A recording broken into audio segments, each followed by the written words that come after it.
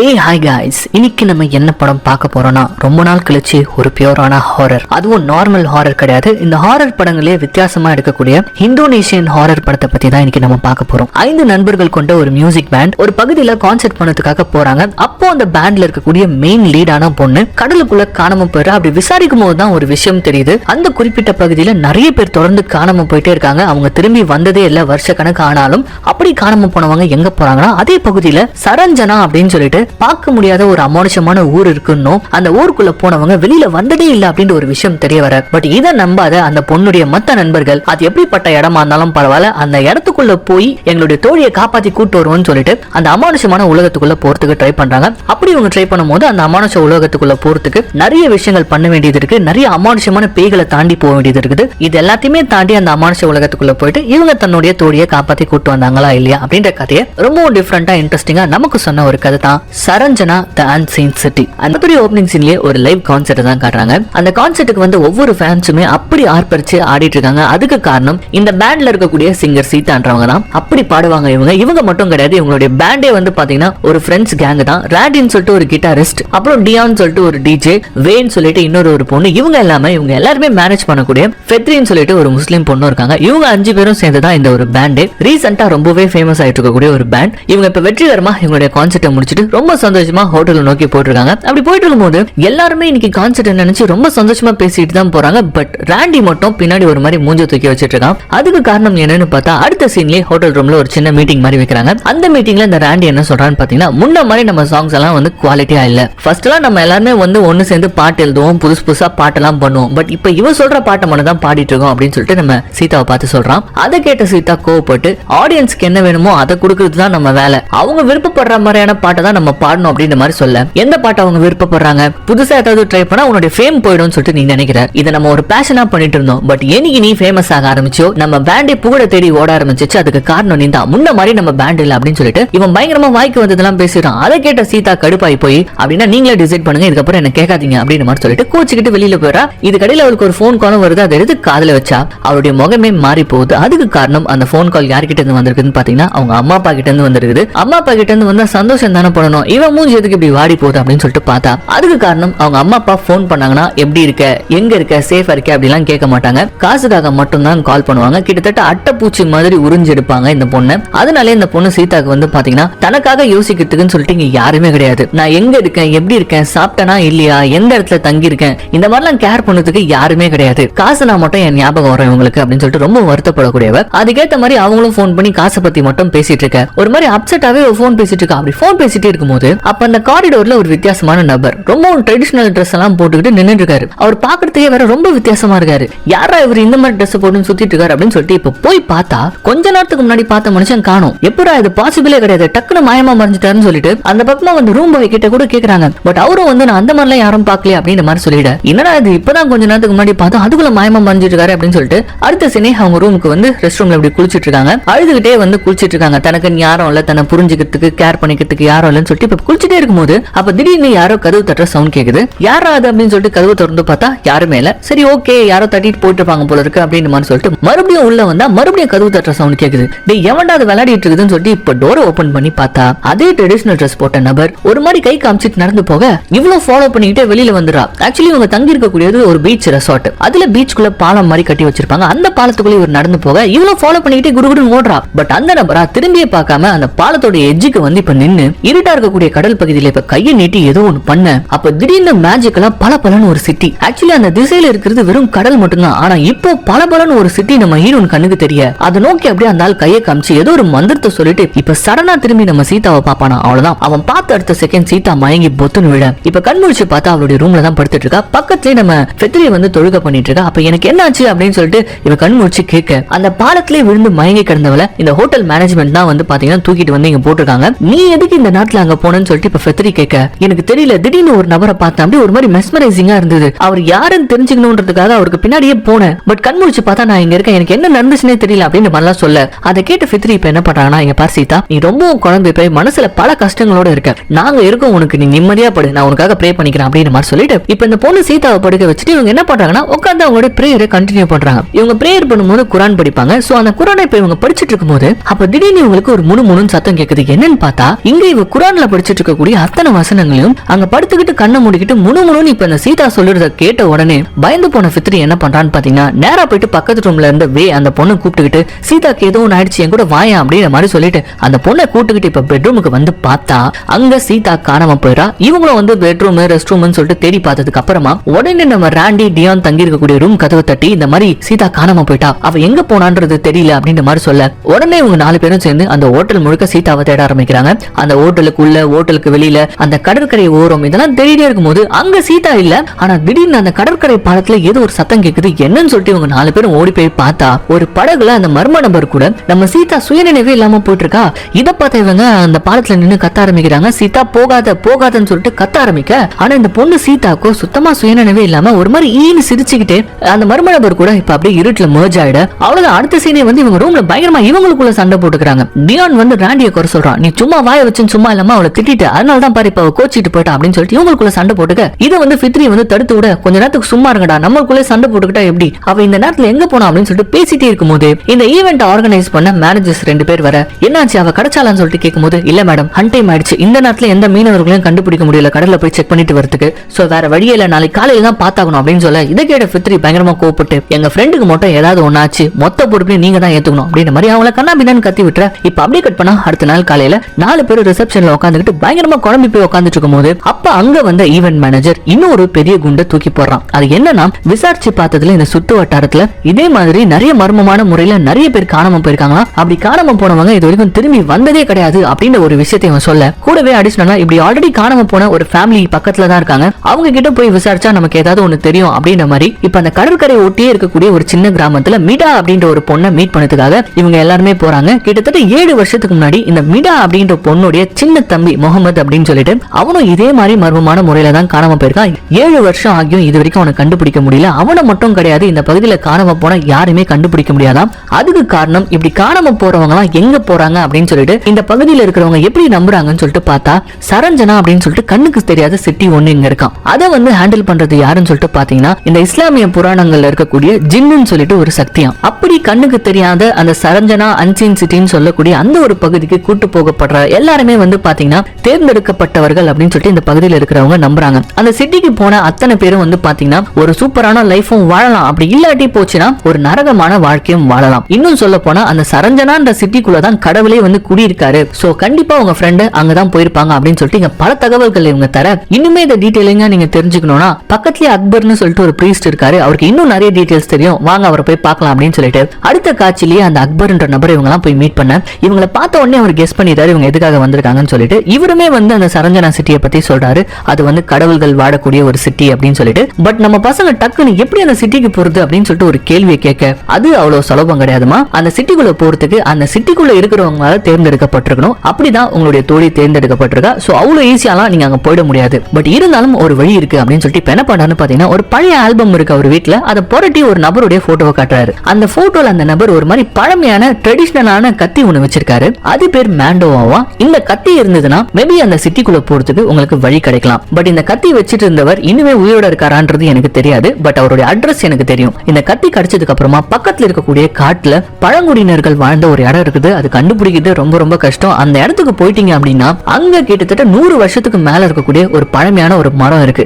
அந்த மரத்துக்கிட்ட இந்த மேண்டோவா கத்தியோட போனீங்கன்னா அந்த உலகத்துக்கு போறதுக்கான போர்ட்டல் அங்க இருக்கு. ஆனா நீங்க மனசுல வச்சுக்க வேண்டிய ஒரு விஷயம் ஒண்ணு இருக்கு, அந்த சிட்டில இருக்கிறவங்களால தேர்ந்தெடுக்கப்பட்டவங்களுக்கு மட்டும்தான் அந்த சிட்டிக்குள்ள அலௌடு, நீங்க இல்லீகலா தான் போவீங்க. கூடவே அந்த சிட்டில ஒரு நாள்ன்றது நம்ம டைம்ல வந்து 7 நாட்கள். சோ உங்களுக்கு அதிகபட்சமா டைம் இருக்க போறதே 7 நாள் தான். அதுக்குள்ள நீங்க போய் இந்த வேலையை முடிச்சுட்டு வரல அப்படின்னா உங்க உயிருக்கே உத்தரவாதம் கிடையாது அப்படின்ற மாதிரி இவர் சொல்லிட. பட் கூடவே இன்னொன்னு சொல்லிட்டார், இதெல்லாம் பாசிபிளே கிடையாது, தயவு செஞ்சு இந்த ஐடியா விட்டுருங்க அப்படின்ற மாதிரி சொல்றாரு. பட் ஆனா நம்ம நண்பர்கள் இல்ல எங்க ஃப்ரெண்டை தேடி நாங்க போயே ஆகும் அப்படின்ற மாதிரி சொல்ல சரி அப்ப உங்க இஷ்டம் அப்படின்னு சொல்லிட்டு அட்ரஸ் கொடுத்துறாரு. இப்ப இவங்க கூடவே தம்பியை சொல்லிச்ச அந்த பொண்ணு மிடா இருக்கா இல்லையா, நானுமே உங்க கூட வரேன் அப்படின்ற மாதிரி சொல்லிட்டார். இப்ப இவங்க எல்லாருமே ஒண்ணு சேர்ந்துக்கிட்டு அந்த மேண்டோவான்னு சொல்லக்கூடிய அந்த கத்தி இருக்கக்கூடிய இடத்தை நோக்கி தான் ஃபர்ஸ்ட் பயணத்தை தொடர்றாங்க. எப்படி அட்ரஸ் கண்டுபிடிச்சு ஒரு குக்கிராமத்துக்கு இவங்க வந்து சேர்ந்துறாங்க. ஆனா இங்க இருந்து இவங்க தேடிட்டு இருக்கக்கூடிய வீட்டுக்கு போனோம் அப்படின்னா படகுல தான் போய் ஆகணும் அப்படின்னு சொல்லிட்டு இப்ப இவங்க எல்லாரும் ஒன்னா ஒரு படகுல ஏறிக்கிட்டு அப்படியே அந்த அட்ரஸ் நோக்கி இவங்க போயிட்டு இருக்கக்கூடிய வழியில இப்ப ஒரு வித்தியாசமான காட்சியை பாக்குறாங்க. அங்க இருக்கக்கூடிய மக்கள் எல்லாம் என்ன பண்ணிட்டு இருக்காங்கன்னு பாத்தீங்கன்னா சவப்பெட்டிகளை கொண்டு வந்து இங்க இருக்கக்கூடிய நதியில வந்து விட்டுட்டு இருக்காங்க.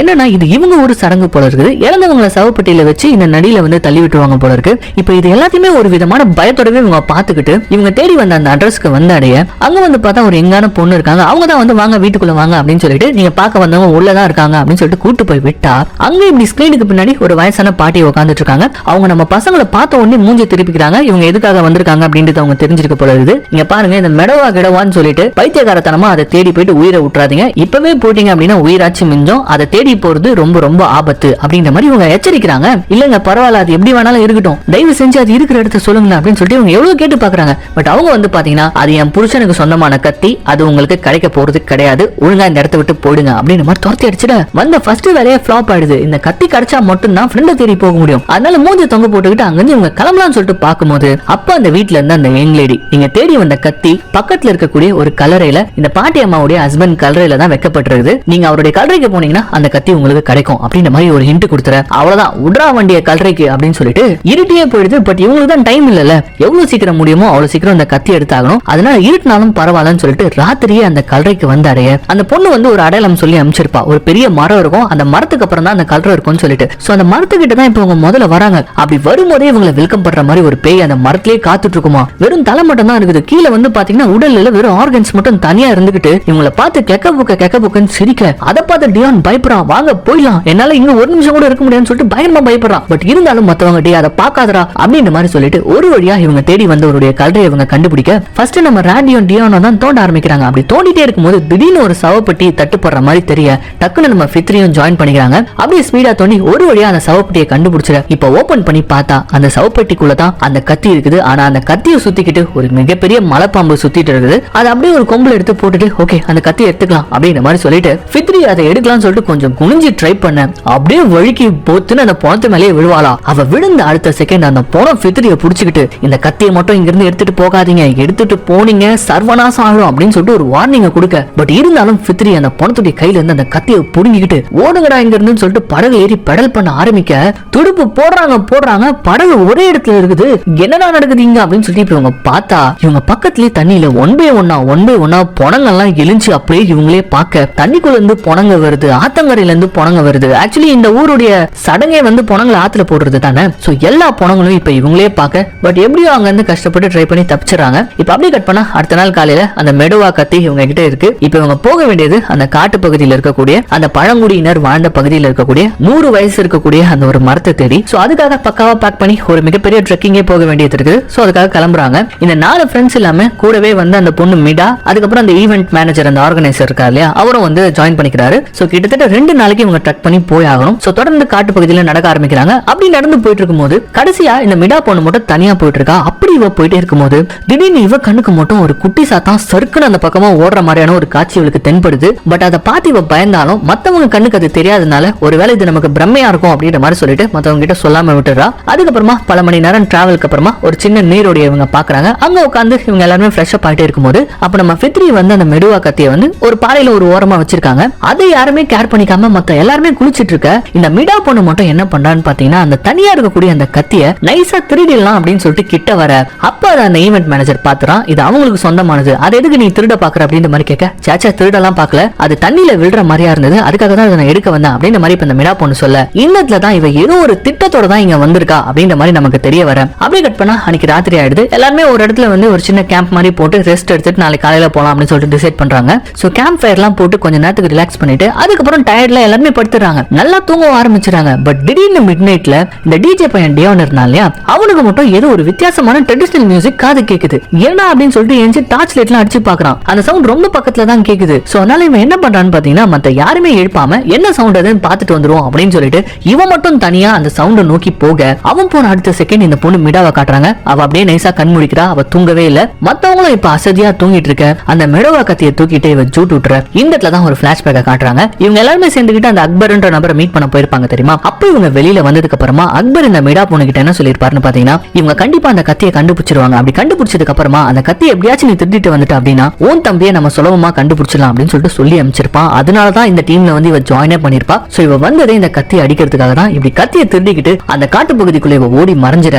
இப்ப திடீர்னு அந்த காட்டு பகுதிக்குள்ள ஓடிட்டே இருக்கும்போது இவ காலையில பார்த்த அந்த குட்டி சாத்தான் இவளுக்கு பின்னாடி சர்க்குன்னு ஓடுற மாதிரி நமக்கு காட்ட இங்க அப்படியே கட் பண்ணி காட்டுக்குள்ள ஏதோ ஒரு மியூசிக் கேட்டு அதை தேடிக்கிட்டு போனா இல்லையா டியான், அவனை தான் காட்டுறாங்க. அந்த மிஸ்டீரியஸான மியூசிக்கை தேடிட்டு போன இவனுக்கு காட்டுக்கு நடுவுல இப்படி ட்ரெடிஷனலா ட்ரெஸ் போட்டுக்கிட்டு ஒரு 3 பேர் ஆடிட்டு இருக்கிறத பார்த்தவன் அது பார்த்தாலே தெரியுது கண்டிப்பா அது பேய் தான் சொல்லிட்டு சரி அது இதுங்க கண்ணில் மாட்டதுக்கு முன்னாடி இங்க தப்பிச்சிடலாம் அப்படின்னு சொல்லிட்டு அங்க இருந்து திரும்பினா இவன் திரும்புற திசையெல்லாம் அந்த பேய்கள் டான்ஸ் ஆடிட்டு இருக்குமா. இப்போ ஒரு கட்டத்துல என்ன ஆகுதுன்னு பாத்தீங்கன்னா இவன் உடம்பு தன்னுடைய கண்ட்ரோலை இழந்து அப்படியே பொறுமையா அந்த பேய்களுக்கு நடுவுல போயிட்டு அவங்க என்ன ஸ்டெப் போறாங்களோ அந்த ஸ்டெப்பை அவன் போட ஆரம்பிக்க. இதை பார்க்கும் போதே ஒரு விஷயம் தெரியுது, அவன் நாலேஜ் இல்லாம அவன் ஆடிட்டு இருக்கான், அவன் அழுகுற ஆக்சுவலி என்ன விட்டுருங்கன்னு சொல்லிட்டு. பட் அவனுடைய உடம்பு அந்த பேய்க கூட சேர்ந்துகிட்டு ஆட ஆரம்பிச்சிட. இங்க அப்படியே கட் பண்ணி இப்ப கேம்ப்ல நம்ம பசங்களை காட்டுறாங்க. அவங்க தூக்கத்துல இருந்து முடிச்சு பார்த்தா டியானா காணோம், இன்னொரு பக்கம் கத்தியையும் காணோம், மிடாவையும் காணோம். சோ கத்தியை தூக்கின்னு போயிட்டா போல உடனே தேடி கண்டுபிடிக்கணும் அவளா அப்படின்னு சொல்லிட்டு அவங்க ஒரு பக்கம் தேடிட்டு இருக்க, இந்த பக்கம் கத்தியோட சுத்திட்டு கூட இப்ப நம்ம மிடாவை தான் காட்டுறாங்க. அவ வழி மாறிட்டு அவளுக்கு வழி தெரியல. இதுல வேற ஒரு குழந்தையோட சத்தம் வேற இவளுக்கு காட்டுப்பகுதி முழுக்க கேக்குது. ஒரு இலூஷனா இருக்கு. இவ முன்னாடியே ஒரு குழந்தை உட்காந்துட்டு இவளையே வேற பாத்துட்டு இருக்குது. இவளுக்கு நல்லாவே தெரியுது அது குழந்தைய கிடையாதுன்னு சொல்லிட்டு. பட் இருந்தாலும் அங்க வந்து எஸ்கேப் ஆகலாம் சொல்லிட்டு பாக்கும்போது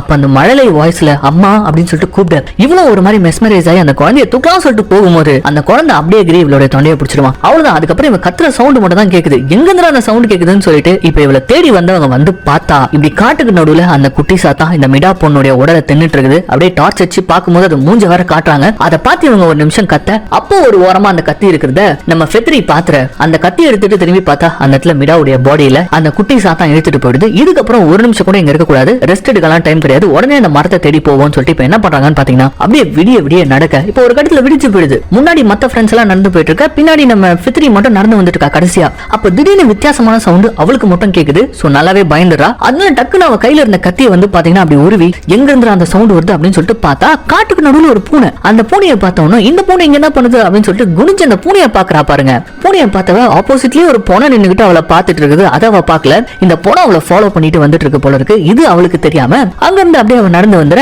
இப்ப அப்படியே கட் பண்ணா அன்னைக்கு ராத்திரி ஆயிடுது. மறுபடியும் கேம்ப் ஃபயர் எல்லாம் போட்டு ஒரு பக்கம் மத்தவங்க ரெஸ்ட் எடுத்துட்டு இருக்க, இவன் மட்டும் ஃபித்ரி மட்டும் அவ வழிபாடு படி தொழுகை பண்ணிட்டு இருக்கா. அப்படி தொழுகை பண்ணிட்டே இருக்கும்போது இப்ப திடீர்னு மயக்க விழுந்து பொத்து இந்த பொண்ணு சரிஞ்சு விழ ஃப்ரெண்ட்ஸ் எல்லாம் வந்து புடிச்சுக்கிட்டே என்னாச்சுன்னு சொல்லிட்டு கேக்குறாங்க. ஆனா கண் முழிச்ச ஃபித்ரி அவ அந்த காட்டுக்குள்ளேயே இல்ல, அதுக்கு பதிலா ஒரு சதுப்பு நில பகுதியில இருக்கா. ஒரே அந்த இடத்துல பிணங்களா கூஞ்சி போய் கிடக்குது. இவங்க கத்தி எடுக்க போனாங்க தெரியுமா, அந்த ஒரு இடம். அந்த இடத்துல பிணங்களுக்கு நடுவுல எழுந்துக்கிற மாதிரி இருக்கு. பயங்கரமா கத்துறா. இதுல அந்த பிணங்கள் எல்லாம் ஒண்ணு சேர்ந்துக்கிட்டு அதை எடுத்த இடத்துல வச்சுட்டு இல்லைன்னா பேரழிவு வரும் அப்படின்னு சொல்லிட்டு எல்லாமே கத்த ஆரம்பிக்க அங்கிருந்து அடிச்சு புடிச்சு துடிச்சு அங்க தப்பிக்கலான்னு பார்த்தா ஒரு பொண்ணை வந்து காலை பிடிச்சிட்டு சகதிக்குள்ள எழுக்குமா. அவ்வளவுதான், கத்திக்கிட்டே எழுந்துக்கிறா. பார்த்தா ஃப்ரெண்ட்ஸ் கூட இருக்கா. பார்த்த விஷயத்தெல்லாம் சொல்லி புலம்புறா. நேரம் ஆக ஆக இதெல்லாம் கேட்க பயமா இருக்குதுனால முதல்ல நம்ம தூங்காம கொள்ளாம அந்த மரத்தை கண்டுபிடிப்போமா அப்படின்னு சொல்லிட்டு இப்ப மறுபடியும் அந்த மரத்தை தேடி இவங்களுடைய பயணத்தை தொடர ஆரம்பிச்சிட. காலையில விடிஞ்சு போயிடுது. இவங்க தொடர்ந்து நடந்துட்டே இருக்காங்க. இது கிட்டத்தட்ட 3வது நாள். இந்த நாள் முழுக்க இவங்க நடந்துட்டே இருக்காங்க. ஒரு கட்டத்துல இவங்க ரொம்ப நடந்து டயர்ட் ஆகும் போதுதான் இந்த ஈவென்ட் ஆர்கனைசர் இருக்காங்க, அவனுக்கு ஒரு சந்தேகம் வருது. இந்த இடத்த நம்ம ஏற்கனவே பார்த்த மாதிரி இருக்கே அப்படின்னு சொல்லிட்டு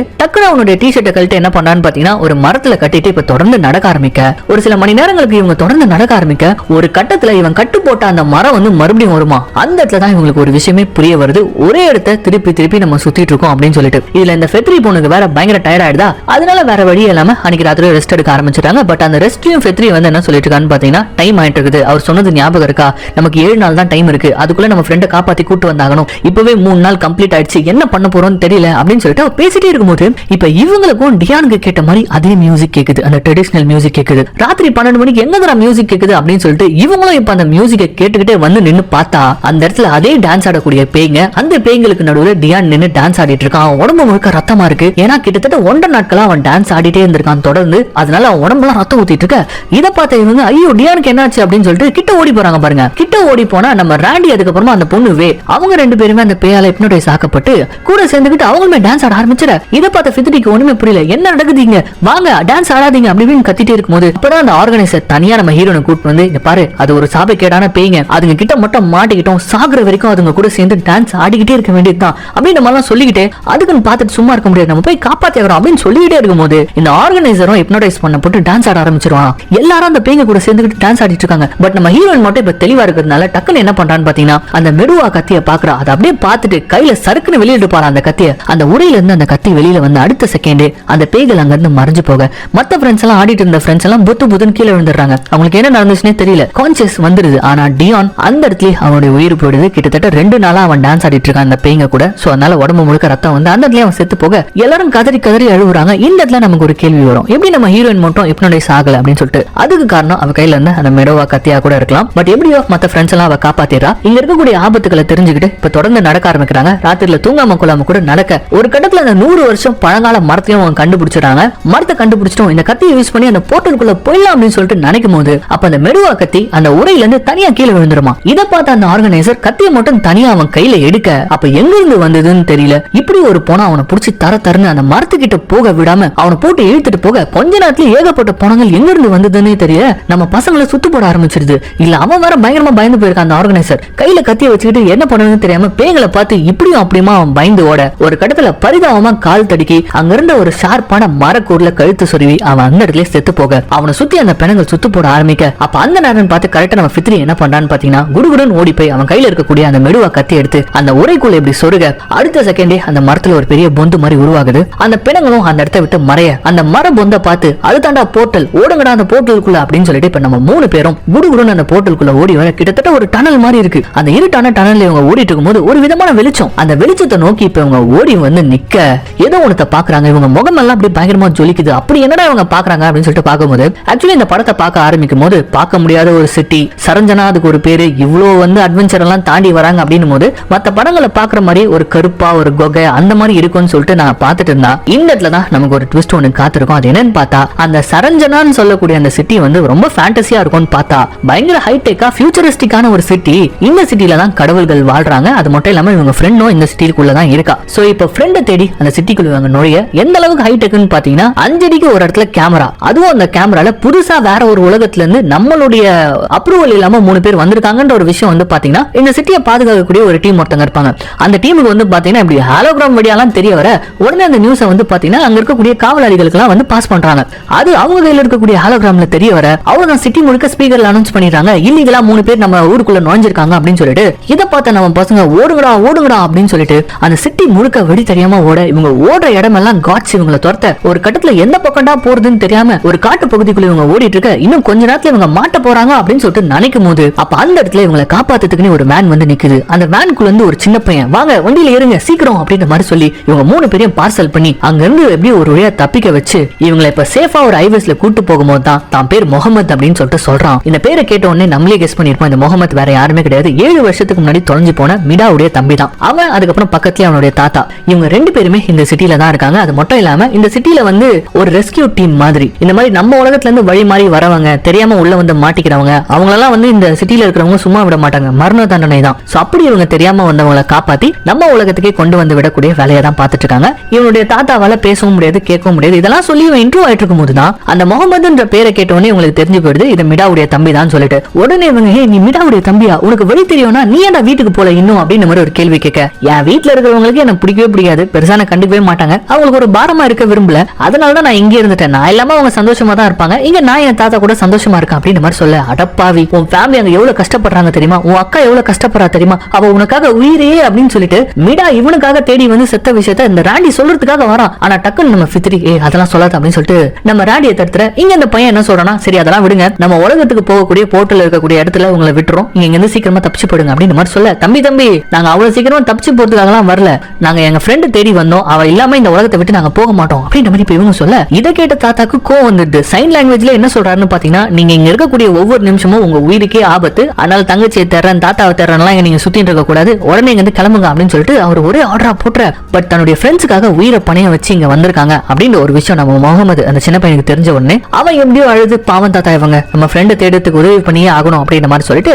அவர் எப்படியோ சமாதானப்படுத்திட்டு இப்ப கட் பண்ணா சீதா இருக்கக்கூடிய இடம் இவங்களுக்கு தெரிஞ்சிருக்குது. சோ அதனால நம்ம பசங்களை அந்த இடத்துக்கு கொண்டு வந்து விட்டுட்டு இவங்க இறங்கும் போது தாத்தா அந்த உலகத்துல இருந்தப்போ கிட்டத்தட்ட 3 நாள் நீங்க டிராவல் பண்ணி வந்தீங்க அதெல்லாம் ஓகே பட் இந்த உலகத்துக்குள்ள வந்துட்டீங்க இப்பவே ஆல்ரெடி 4வது நாள் உங்க உலகத்துல முடிஞ்சு போச்சு இன்னும் 2-3 மணி நேரத்துல உங்க உலகத்துல 1 வாரம் கம்ப்ளீட் ஆயிடும் அங்க இருக்கக்கூடிய போர்ட்டலும் மூடிக்கும். சோ டைம் வேஸ்ட் பண்ணாதீங்க சீக்கிரமா போயிட்டு உங்க ஃப்ரெண்டை கூட்டு வாங்க அப்படின்னு சொல்லிட்டு இப்ப நம்ம பசங்களை அனுப்பி வைக்க தோ 5 நிமிஷத்துல வந்துரும் அப்படின்னு சொல்லிட்டு இவங்க அந்த இடத்துக்குள்ள போனா அங்க சீதா நின்னுட்டு இருக்கா அதுவும் கல்யாண ட்ரெஸ்ல நின்னுட்டு இருக்கா.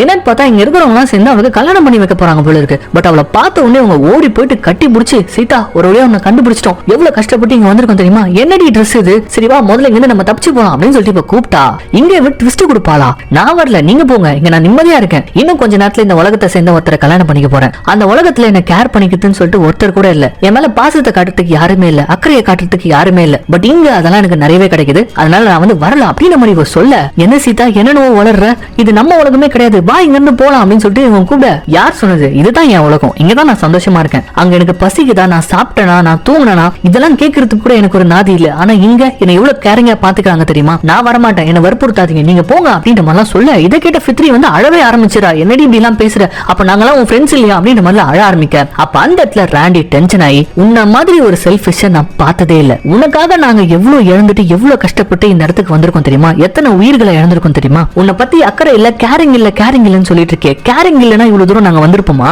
உனக்காக டியான் செத்து போயிருக்கான், யாருன்னு தெரியாத 2 பேர் செத்து போயிருக்காங்க, ஆமா உன்னை நான் திட்டிக்கிட்டே தான் இருந்தேன், அதுக்கு உன் மேல அக்கறை இல்லன்னு ஆயிடுமா, அக்கறை இருக்கிற இடத்துல தான் உன்னை திட்டுவாங்க, நீ சரியான வழியில போகணும்னு சொல்லிட்டு உன்னை மாத்துவாங்க, உன் கூட வாக்குவாதம் பண்ணுவாங்க, நீ நினைக்கிறதெல்லாம் தப்புன்னு சொல்லிட்டு சொல்லிக்கிட்டே இருப்பாங்க, அதை போயிட்டு என்ன புரிஞ்சுக்கிறதுக்கு யாரும் இல்ல, சொரிஞ்சுக்கிறதுக்கு யாரும் இல்லன்னு சொல்லிட்டு எப்ப பார்த்தாலும் புலம்பிட்டு இருந்தா நீ சொல்றதெல்லாம் கரெக்ட் ஆயிடுமா, உன் பிரச்சனை என்ன தெரியுமா, உன்னை சுத்தி இருக்கிறவங்க எல்லாருமே வந்து கேரிங்கா இருக்காங்களா இல்லையான்றதே உன்னால கண்டுபிடிக்க முடியல, நீ நினைக்கிற மாதிரி அவங்க இருந்தாதான் அதை கேரிங்னு நினைச்சிட்டு இருக்க, இப்போ சொல்றேன் நீ எங்கள்ல ஒருத்தி தான், உனக்காக தான் உயிரை பணைய வச்சு இந்த இடத்துல நாங்க வந்து நின்னு இருக்கோம், இப்ப போகும்போது நாங்க இங்க இருந்து உயிரோட போமான்னு கூட தெரியாது, பட் இதுக்கப்புறம் உன்னுடைய இஷ்டம் அப்படின்னு சொல்லிட்டு ஆக்சுவலி கோவம் இருக்கிற இடத்துல தான் குணம் இருக்கும்னு சொல்லிட்டு சொல்லுவாங்க இல்லையா, அதுதான் இவன். இதுக்கு மேல இவகிட்ட என்ன பேச்சு, வாங்க போனோம் அப்படின்ற மாதிரி சொல்லிட்டு மத்த 2 ஃப்ரெண்ட்ஸை தரன்னு புடிச்சு அவன் இடத்தை விட்டு இழுத்துட்டு போக, பட் அவங்க போனதுக்கு அப்புறமா தான் இந்த சீதாக்கு ஒரு விஷயம் புரியவே வருது, உயிரை கொடுக்குற அளவுக்கு அங்க ஃப்ரெண்ட்ஸ் இருக்காங்க, தனக்காக உயிரை கொடுத்து இந்த இடத்துக்கு வந்திருக்காங்க அப்படின்னு போது இப்பேற்பட்ட ஃப்ரெண்ட்ஸை வச்சுக்கிட்டு யாரும் இல்லன்னு சொல்லிட்டு இருந்தனே அப்படின்னு சொல்லிட்டு அடுத்த செகண்டே தன்னுடைய நண்பர்களை பார்த்து இவ அழுதுகிட்டே ஓடி வரா, நில்லுங்க நானும் வரேன் அப்படின்னு சொல்லிட்டு குடுகுடன் ஓடி வந்து அந்த வண்டியில ஏறி இவங்களை கட்டி பிடிச்சிட்டு மன்னிப்பு கேட்க, அவ்வளவுதான் ஃப்ரெண்ட்ஸ் ஒன்னு சேர்றாங்க. அதுக்கப்புறம் எப்படியோ ஒரு வழியா முகமது இவங்க எல்லாருமே கூட்டு வந்து அந்த போர்ட்டல் கிட்ட விடுறான். அப்ப எல்லாருமே இறங்கி அந்த போர்ட்டல் நோக்கி நடக்க ஆரம்பிக்கிறாங்க. அப்ப ஃபித்ரி மட்டும் அவனை கட்டி பிடிச்சு, நீ எங்களுக்கு இப்படி ஒரு உதவி பண்றதுக்கு ரொம்பவும் நன்றி, இது மட்டும் இல்லாம நீ தொடர்ந்து இந்த மாதிரி வழிமாறி வரவங்களை ரெஸ்கியூ பண்ணி அவங்களை காப்பாத்தி நீ இந்த விஷயத்தை தொடர்ந்து பண்ணிக்கிட்டே இருக்கணும் அப்படின்னு சொல்லிட்டு இவங்க எல்லாருமே அந்த போர்ட்டலை நோக்கி நடக்க ஆரம்பிக்க, அப்ப நம்ம ராண்டி மட்டும் இந்த முகமது காதுல ஏதோ ஒன்று சொல்றான். அதை கேட்ட உடனே முகமது கதறி அழுகுறான். என்னடா சொல்லிட்டு வந்த குழந்தை கிட்ட அப்படி அழுகுறான் அப்படின்னு சொல்லிட்டு கேட்கும் போதுதான் இந்த சீதா மாதிரியே கேர் பண்ணிக்கிறதுக்கு யாரும் இல்ல, அதனால அங்க இருக்கிறத விட இங்க இருக்கிறதே பெட்டர் அப்படின்னு சொல்லிட்டு நினைச்சிட்டு இருக்கக்கூடிய ஆள் அவனும் ஒருத்தன் தான். பட் அவனுக்காக அவனுடைய அக்கா 7 வருஷமா அழுது புலம்பி இப்ப அவனுக்காக வந்து உயிரே விட்டுருக்கா, அது அவனுக்கு தெரிஞ்சாகணும், அதனால தான் அதை நான் சொன்னேன் அப்படின்ற மாதிரி சொல்ல, இந்த உண்மைகள்லாம் தெரிஞ்ச முகமது அப்படியே அவன் தாத்தாவை கட்டி பிடிச்சி கதறி அழுகுறான். சோ இப்படிதான் நிறைய பேர் தன்னை கேர் பண்ணிக்கிறதுக்கு கூடவே ஆள் இருந்தாலும் அவங்களை கண் கொண்டு பார்க்காம எனக்கு யாரும் இல்ல, எனக்கு கேர் பண்ணிக்க யாருமே இல்லைன்னு சொல்லிட்டு புலம்பிட்டு இருப்பாங்க. அவங்களுக்கு எல்லாம் இந்த விஷயம் புரிய வரதுக்கே ரொம்ப நாள் ஆகும். சோ அப்படி நம்ம முகமதுக்கும் இப்ப தெரிய வந்து அவன் பயங்கரமா அழ, இவங்க பாய் சொல்லிட்டு அந்த போர்ட்டல் வழியா வெளியில வராங்க. ஆக்சுவலி இவங்க வந்து போர்ட்டல் இது கிடையவே கிடையாது, இது வேற ஒரு போர்ட்டல். இது டைரக்டா நம்ம உலகத்துல இருக்கக்கூடிய ஒரு கடல் பரப்பிலேயே வந்து இவங்க மேல நீந்திக்கிட்டு வர மாதிரி காட்டுறாங்க. அப்படி நீந்திக்கிட்டு வரும்போது அந்த மெடவா கத்தியானது வந்து பாத்தீங்கன்னா அப்படியே அந்த கடலுக்குள்ள விடுது. இதுக்கப்புறம் அந்த கத்தி தேவை கிடையாதுன்னு சொல்லிட்டு அந்த கத்தி அப்படியே விட்டுட்டு ஒரு வழியா இவங்க கரை வந்து சேர்றாங்க. ஒரு வழியா ஃப்ரெண்டை காப்பாத்தி இந்த உலகத்துக்கு வந்து சேர்ந்துட்டாங்க. பட் கதை இன்னும் முடியலடா அப்படின்ற மாதிரி ஒரு சில நாட்கள் கழிச்சு காட்டுறாங்க. அப்போ ஒரு மீனவர் வந்து இதே கடற்கரை பகுதியில வந்து வலை போட்டு மீன் பிடிச்சிட்டு இருக்கும் போது அந்த வலையில இந்த மெடவா கத்தி மாட்ட அந்த கத்தியை அப்படியே ஒரு ஓபன் பண்றாரு. அப்படி ஓபன் பண்ணும்போது இவருடைய படகுல ஒரு பணம் இருக்கு. இதை பார்த்து இவர் பயப்பட இங்க அப்படியே கட் பண்ணி அந்த உலகத்துல இருக்கக்கூடிய அந்த கல்யாண மாப்பிளைய காட்டுறாங்க. அவர் அந்த உலகத்தை சேர்ந்த ஏதோ ஒரு கடவுள் போல இருக்கு. கல்யாணம் பண்றான்டா, ஏமாத்துனீங்க, நான் கல்யாணம் பண்ற பொண்ணையை தூக்கிட்டு போயிட்டீங்களா, வரண்டா அவங்க உலகத்துக்கு அப்படின்ற மாதிரி அவர் அங்கிருந்து கிளம்பி நடக்கிற மாதிரியான காட்சியோடவே இந்த படத்தையும் முடிக்கிறாங்க. எப்படி இருந்தது இந்த கதை அப்படின்றத கமெண்ட்ல சொல்லுங்க. நல்ல ஒரு ஹாரரா அட்வென்ச்சரஸா அப்படியே ஒரு பயங்கர பயத்தோட ஒரு டிராவலா இந்த கதை இருந்ததா இல்லையா அப்படின்றத கமெண்ட்ல சொல்லுங்க.